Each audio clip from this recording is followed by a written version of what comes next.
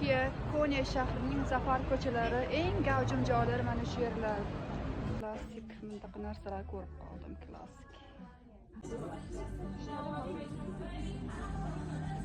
Çok güzelmiş ya.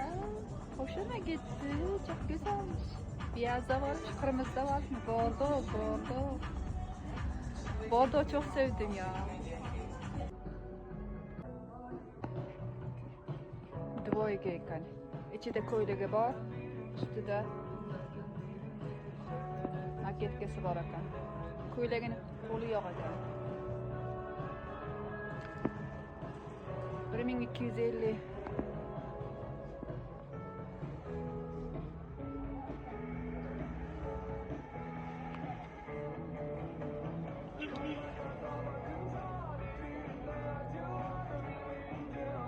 Rosa dvoykalar chiqibdi.